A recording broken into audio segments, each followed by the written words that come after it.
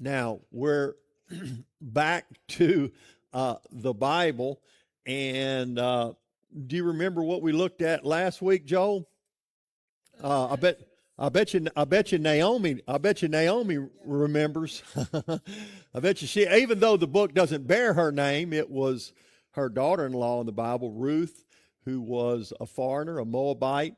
And if you remember, the book of Ruth happens during the time of the Judges, right? Happens during right toward the end. But then there's a transition from the 400 years of the Judges into the time when Israel becomes a monarchy. It's when Israel cries out for a king. We want a king like all the other nations want a king. We want to be ruled by a king. And so at the very end of the book of Judges, there's a lady named Hannah. And she's a really sweet lady, but she wanted to have children, but she wasn't able to have children. And Hannah cries out to God, and she says, God, if you'll give me a child, if you'll give me a son, I'll dedicate my son to you all of his life. And she conceives and has a son. And Hannah's son's name is Samuel. The child that Hannah bears' name is Samuel. And Samuel becomes the great prophet of Israel during the end of Judges. He's the last great judge, you might say. And then he transitions into the time of the kings. You know what I thought my watch was saying? Because it'll do this to me sometime, and it wasn't that, but it'll do that. You're above 90 decibels. You're in a loud environment. And it's my voice it's hearing. It's like, it's even embarrassing to me when I'm alone at home. I'm like, I'm so loud, my phone's telling me to quiet down, you know? That's crazy, huh? Don't you love technology sometimes? Don't you just love it? Well, and so Samuel he prays about it, he honors him, and he anoints the first king over Israel. And his name was Saul. King Saul becomes the king of Israel, the very first king. Starts out good. He's a great king at first, but then, just like all earthly kings, he's human. And he doesn't fully obey the Lord. And God withdraws his spirit from Saul.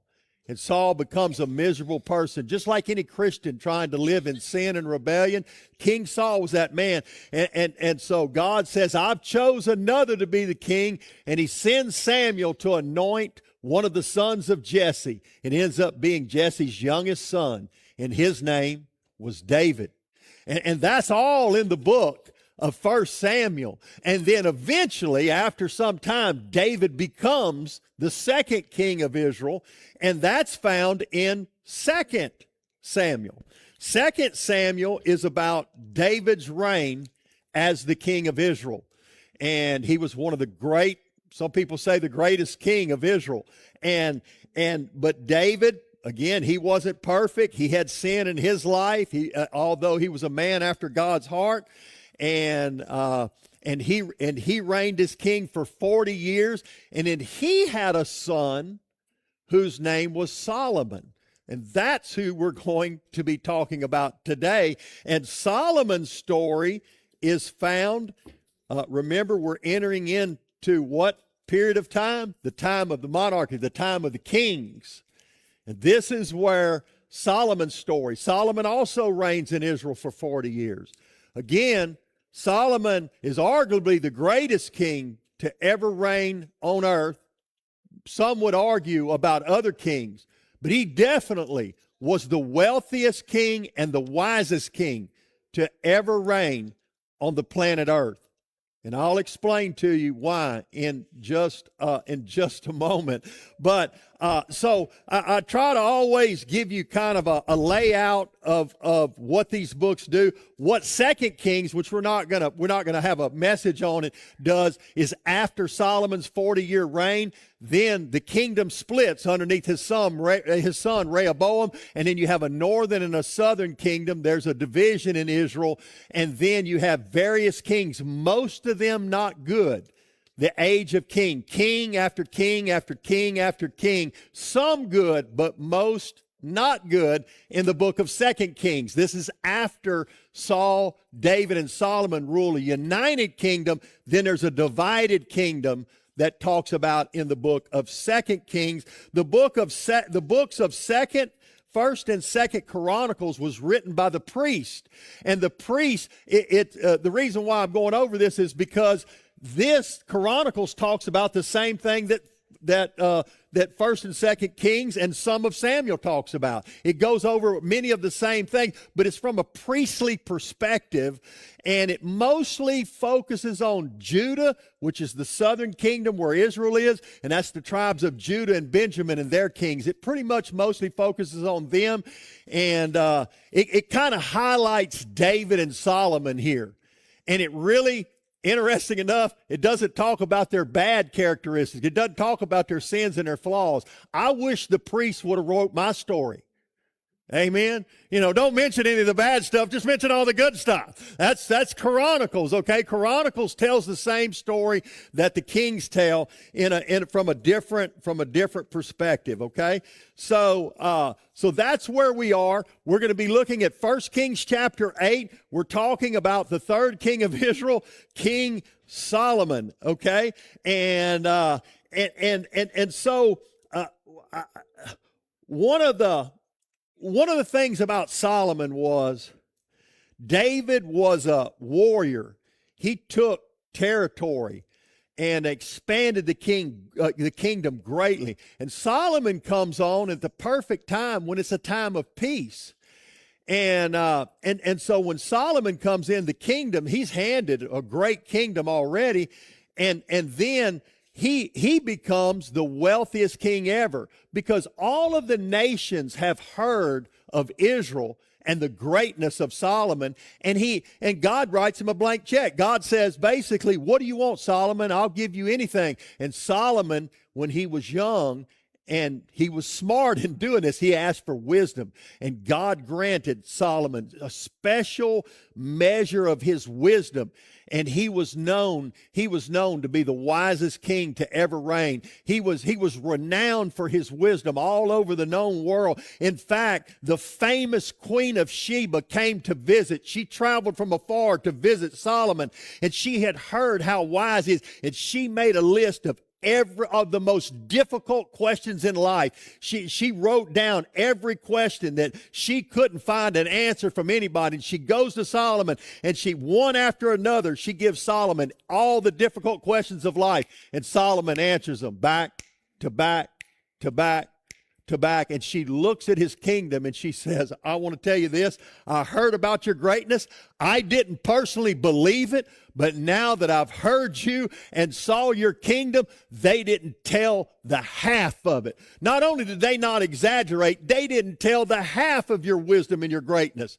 And Solomon, she brought Solomon all kinds of gifts from Egypt, just tons and tons of all kinds of special gifts. And Solomon turns around and he gives her more gold and silver and valuables than she brought to him, and sends her home with it.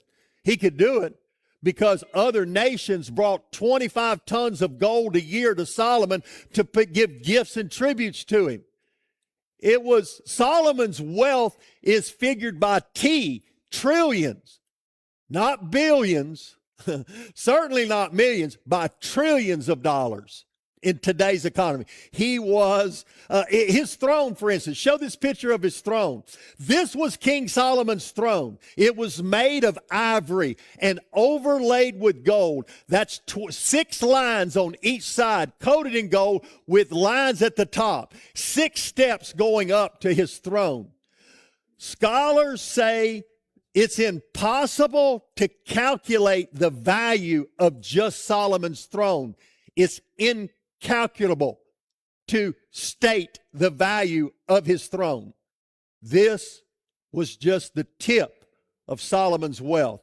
He was the wealthiest man that ever lived on the planet Earth, without any doubt. But the pinnacle of all of Solomon's accomplishments was they had wandered in the wilderness for 40 years, and they had a tent was a nice tent. We call it the tabernacle that they had carried around the Ark of the Covenant, which represented the presence of God, and that's how they worship. But Solomon said, Lord, I want to build you a permanent home. I want to build you a structure, a temple where we can get out of that tent and where we can go and we can worship you. And so Solomon does. Solomon builds the Lord the temple in Jerusalem. While it initially is not one of the seven wonders of the world, later it was noticed as one of the seven wonders of the world. It's a structure that it took 70,000 laborers and 80,000 stone cutters with 3,600 foremen over 8 years to build the temple. Oh, can you imagine? You're running a business. Can you imagine being over 150,000 workers for one project? One project. The temple was so sacred that they would not make noise on location. They carved all the stones off location perfectly, brought them in, and just slid them quietly into place. Everything in the temple was overlaid with gold. There was so much gold in the temple, it blows the human mind. 4,000 tons of gold and 40,000 tons of silver within one structure. How the land even held it up is beside me. It was in the multiple tree. One scholar said that the gold in Solomon's temple was so much that it made up about 5% of all gold ever mined in human history. Can you imagine one building, which really wasn't a huge building compared to many buildings? Can you imagine one building have a 20th of all the gold that ever was mined? The value of it was and when you consider the land that it sits on, the Dome of the Rock today, where the Wailing Wall is in Jerusalem, that land, you can't buy that land. You can't put a value on that land. The top of that mountain, Mount Moriah, where the temple was in Solomon's day, the value of the land, the laborers, the gold, the silver was there. It's incalculable what all of this was worth, not to mention his own palace that he lived in. There was marble, onyx, rubies, emeralds, every stone you could think of interlaid within the temple. The Holy of Holies had two huge cherubim that their wings overlapped and were over the Ark of the Covenant, which represented the presence of God. Here in 1 Kings chapter 8, there the picture of the cherubim as you look in. The smaller wings down low, that's the Ark of the Covenant. There in that picture with the cherubim that are over the cover, the lid of the Ark, the 10 Commandments are inside that chest, that ark. That represents the very presence of God. This is when Solomon builds his temple. Here we are in 1 Kings chapter 8. Now they're going to take the Ark of the Covenant, and they're going to bring the Ark of the Covenant inside the temple for the very first time. And they're going to walk into the Holy of Holies with those long poles, and they're going to set the Ark of the Covenant down into the Holy of Holies. And then they're going to back out with the curtain and back out. And then the priests that are there that are sacrificing, the Spirit of God so comes upon the temple that it's in a thick cloud that the priests cannot even do their service. They have to get out of the temple and leave. They can't even see because the presence of God is so thick within the temple as they do this. It was a marvelous event. Let's begin reading here. We're going to pick up some selected verses here in chapter 8, verse 10. When the priests withdrew from the holy place, the cloud filled the temple of the Lord, and the priests could not perform their service because of the cloud, for the glory of the Lord filled his temple. And then down, just as I just described, and then down in verses 22, it says, Then Solomon stood before the altar of the Lord in front of the whole assembly of Israel, spread out his hands toward heaven and said. Now we read later in the passage that he built a bronze pulpit, 7.5 feet by 7.5 feet by 4.5 feet tall. He got up on that platform made of bronze, and we're told later in this same chapter that he stood to speak, and then he got down on his knees and he raised his hands to heaven. On his knees, with his hands raised to heaven, Solomon prays this prayer that we read here in 1 Kings chapter 8. And it says that in verse 23, he said, Lord, the God of Israel, there is no God like you in heaven above, on earth below. You who kept your covenant of love with your servants, who continue wholeheartedly in your way. You have kept your promise to your servant David, my father. With your mouth you have promised, and with your hand you have fulfilled it, as it is today. May your eyes be open toward this temple night and day, this place of which you said, my name shall be there, so that you will hear the prayer your servant prays toward this place. And then Solomon just continues, and he just begins to pray, and he prays and he prays and he prays here. I'm not going to go into all the details of Solomon's prayer, but as being the wisdom he has, he knows, just as I told the children a moment ago, that Israel is going to have times they're going to turn away from God for various reasons, and God's going to discipline his people. And he said, Lord, I know this is coming, and please, when they humble themselves and they repent and they come back to you in prayer, hear their prayer and forgive their sins and restore them unto yourself. And over again, this is what Solomon asked. And then down in verse 54, he says this, when Solomon had finished all these prayers and supplications to the Lord, he rose from before the altar of the Lord, where he had been kneeling with his hands spread out toward heaven. He stood and blessed the whole assembly of Israel in a loud voice, saying, praise be to the Lord, who has given rest to his people Israel, just as he promised. And listen at this. I love this. Not one word has failed from all the good promises he gave through his servant Moses. Not one word he's failed to fulfill. All things are possible with God. He always fulfills his purposes. In verse 59, and may these words of mine, which I have prayed before the Lord, be near to the Lord our God day and night, that he may uphold the cause of his servant and the cause of his people Israel, according to each day's need. Our daily bread, going to the Lord in prayer on a daily basis. Why? So that all the people so that all the peoples of the earth may know that the Lord is God, and that there is no other. And may your hearts be fully committed to the Lord our God, to live by his decrees and obey his commands as at this time. This is the way, this is the pinnacle of God's people Israel. When Solomon dedicates the temple, and in his younger days, he wholeheartedly is seeking the Lord and living out God's will and glorifying him by providing this magnificent temple. It's a refuge. It's a place of rest. It's a place of prayer. It's a place even for foreigners, other nations, to come in and for them to call upon the name of the Lord and to experience the Lord of Israel.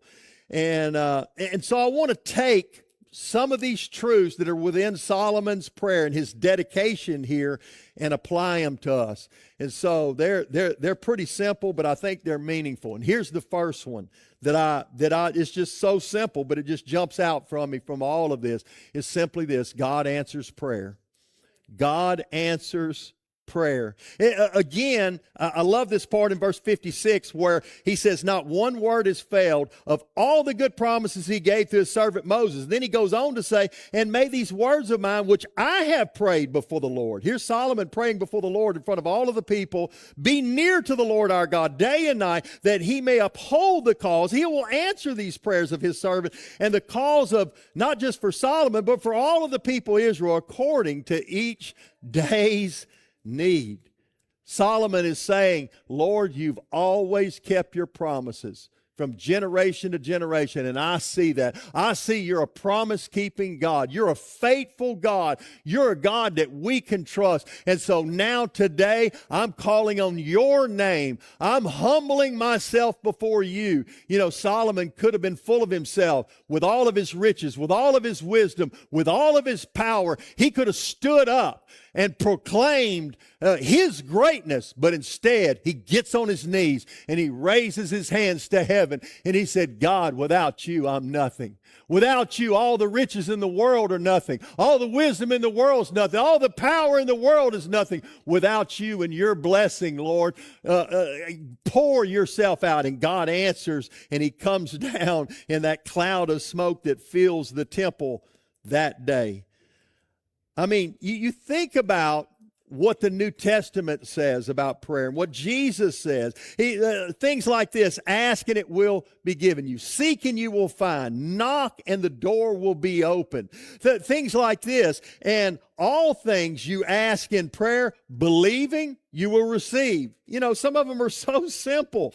In John, it says, this is the confidence which we have before him, that if we ask anything according to his will, he hears us. And if we know that he hears us, we know we have the request for which we ask. Prayer is about a relationship with God that's built on our faith, our trust in him.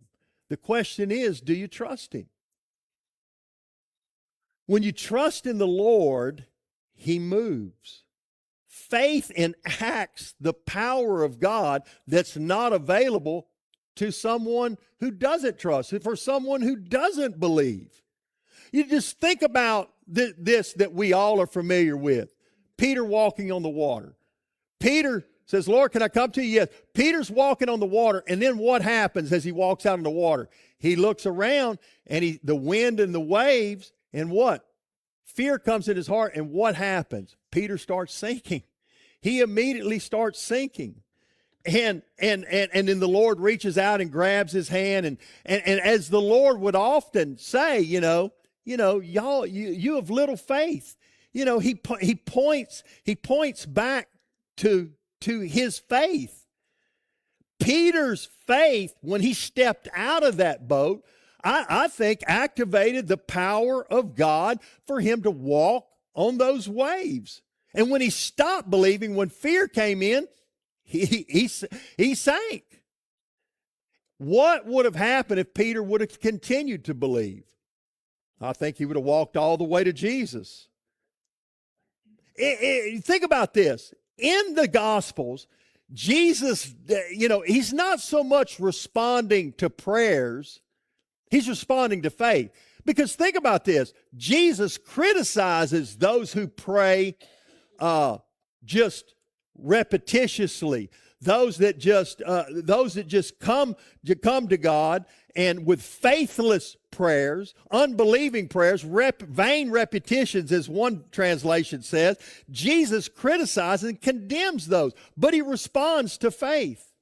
When someone believes, he acts. There was a woman in a crowd. Jesus was actually on his way to help someone else. She just touched the hem of his garment. He stops in the middle of the crowd and said, "Who touched me?" The disciples said, "Lord, there's people pressing all around. They're everywhere. We're shoulder to shoulder. What do you mean, who touched me?" And he said, "Power was just released from me." And what does he say to this woman when she's, it's her. She has this issue of blood for 12 years and she's healed. Your faith has made you whole. I mean, it was this woman's faith that in coming to Jesus, that his power was released and she was healed. So God is saying, trust me. Believe in me. Have faith in me. Don't lean on your own understanding or your own abilities. In all your ways, acknowledge me. Lean on me, for my promises will always be fulfilled in your life if you do. So my question again is, are you trusting the Lord? Are you believing God? Let me ask you this. What are you believing God for today?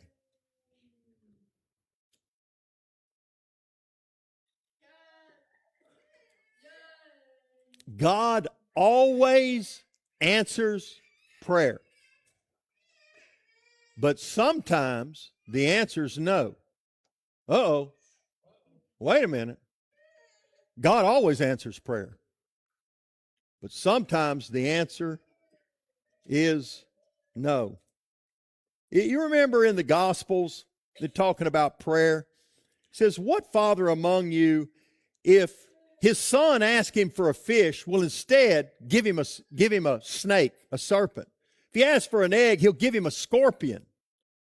You know this passage about prayer. How much more, does God want to give good gifts? But think about this. Reverse this. What if your son asked you for a scorpion? Would you give him a scorpion? I mean, as parents, sometimes we tell our kids no, not in spite of the fact that we love them, but because we love them, we tell them no. And here's the thing about human wisdom. Sometimes what I think is right and best, this is going to shock some of you, is not right and is not best. But I think it is. So because I think it is, what do? I ask God for it. And God says no. God answers prayers, what I'm trying to tell you. See, some of you are sitting here saying, no, God doesn't answer prayer. Yeah, he did. He just said no. Yeah, he answered. He just said no. You think you're asking for bread, but you're asking for a snake. And you don't even know it. You know why? Because you're as smart as I am. And that ain't very smart.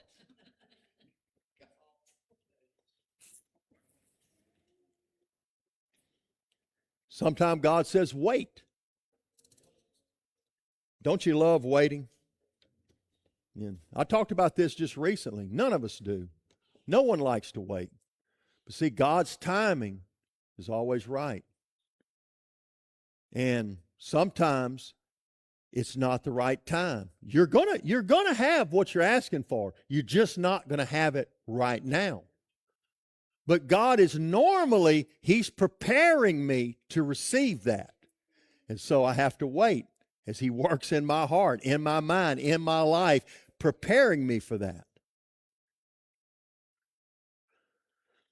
Here's the thing. Someone smarter than me worded it this way. Sometimes God answers our prayers by giving us what we would have asked for if we would have knew what God knows. Y'all going to have that. That's going to hurt some of your minds to think about that. Sometimes God answers our prayer by giving us what we would have asked for if we would know what He knows, but we don't know what He knows. So He gives us what's best. And we're like, you didn't answer my prayer. Yeah, He did. Yeah, He did. And He gave you what was best. Always. God always answers prayer. Always. Have faith in Him. Trust Him. Depend on Him. Believe in Him. He's looking at your heart. He's looking at your mind. And here's another point that's talked about in this prayer. It's about those that are outside of Israel and what they see happening at this temple in Jerusalem, and what they see happening is prayer is a crucial part of our witness. Solomon says God always keeps His promise and He always answers our prayer. And then in verse 60, why? So that all the peoples of earth may know that the Lord is God and that there is no other. Part of the reason why God is moving and He's a prayer answering God is so that when others outside of the church see God answering prayer, they want to come and experience that same God. It's a great evangelism tool, is for us to become a praying church. When Moses describes to Israel what would distinguish them from other nations, he says, when God answers our prayers. That what distinguishes us from them. They're praying to idols. They're praying to stones and to objects that shouldn't even be worshiped. And in Deuteronomy 4:7 he says, what other nation is so great as to have their gods near them the way the Lord our God is near to us whenever we pray to him? What other nation is like that? There are no other nations like that. And that draws the attention of those nations to want to experience that same God in them. That's the reputation churches today should have in the community. Answered prayer is the great testimony that we should have. Great music, great preaching. Answered prayer is the most powerful evangelism tool. When Elijah wanted to demonstrate to Israel which God was a true God, what was the test? We're going to have a prayer test. Which God is going to answer? In the early church, they were busy. There were so many needs. There were so many things going on that the leaders, Peter and other leaders, they didn't have the time they needed for prayer and for the word. And so they appoint servants within the church to fulfill those other needs. Why? Peter says, so that we will have time for prayer, for the ministry of prayer and of the word. We understand the word, and I prepare for the word, and y'all that teach prepare. But prayer here doesn't mean, oh, I just pray simply to get a word from God and that's it. No, it puts the ministry of prayer equal with the ministry of the word. The ministry of prayer if people outside of our church look at us, how are they going to describe us? Oh, they're a friendly church. Oh, they're a church that loves kids. Those are good things. They have, I like their music. I like their preaching. It's biblical. But when people see God moving in a church, powerfully answering prayer, look, you're going to have to enlarge this place. People are going to be drawn to the Lord. That's the most powerful witness there is in our community. E.M. Bounds, the great man of prayer, said, we should never talk to men about God more than we talk to God about men. We should be on our knees before the Lord, praying for our neighbors and for those that don't know the Lord, and for our family and the struggles that we have. It's the secret of power in the church. It should be the most important ministry in our church.